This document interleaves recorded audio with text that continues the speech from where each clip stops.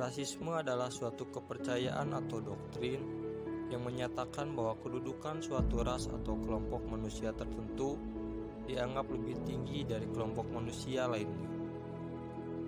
Rasisme timbul karena adanya perbedaan dari segi psikologi, ideologi, ekonomi, bahkan fisik atau gen biologis. Rasisme menjadi bagian dari sejarah yang belum terselesaikan.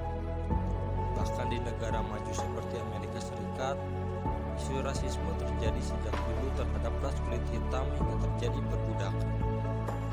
Lalu bagaimana dengan Indonesia? 16 Agustus 2019 terjadi kasus rasisme di sebuah komplek asrama yang berisi mahasiswa Papua di Surabaya. Dalam kejadian tersebut, disebutkan memang seringkali terjadi konflik antara penghuni asrama dengan ormas setempat, bahkan aparat. Dalam kasus tersebut terlontar umpatan-umpatan yang menyebut penghuni asrama dengan sebutan monyet. Atas konflik tersebut, terjadi rentetan demo hingga pembakaran yang dilakukan oleh masyarakat Papua menuntut kejadian-kejadian rasisme yang masih melanda orang-orang timur berkulit hitam. Lalu apa hubungannya dengan nilai?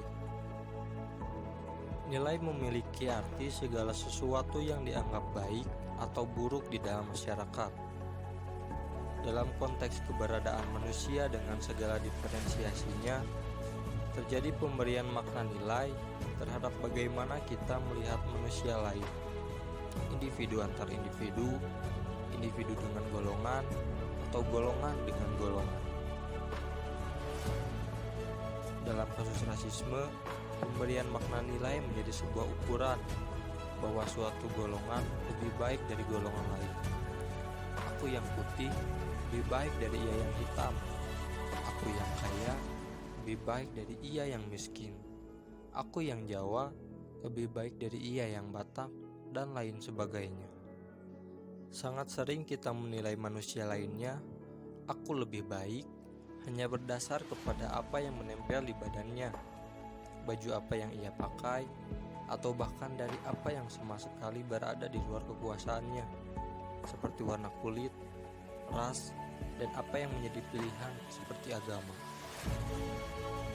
Jika kita melihat seorang berpakaian berandalan misalnya, ia terlihat berkata kotor dengan ringannya. Namun mungkin kita akan melihat hal tersebut sebagai hal yang biasa saja terjadi. Namun bagaimana jika orang yang berkata kotor tersebut adalah orang dengan berpakaian agama? Sebut saja seorang wanita berpakaian jilbab. Ketika melihatnya, orang akan berkata, "Kenapa kau berkata kotor, sedangkan kau berhijab? Lebih baik lepas saja atribut agamamu itu."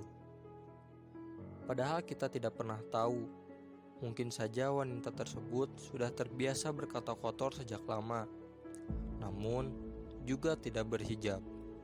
Saat ini ia sudah memperbaiki diri dengan lebih mengikuti perintah agamanya, namun belum bisa meninggalkan kebiasaan lamanya.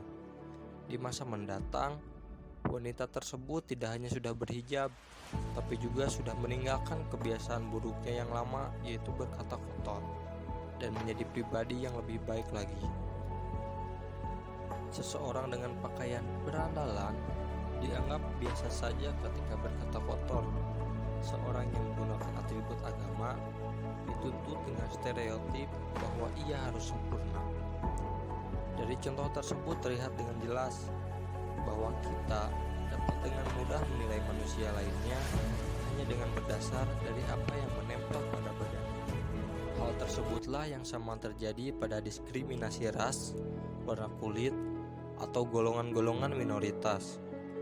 Padahal dalam hampir semua nilai Pancasila dapat dipastikan terkandung pesan-pesan persatuan, keadilan, kesetaraan, dan persamaan hak antar individu setiap warga negara.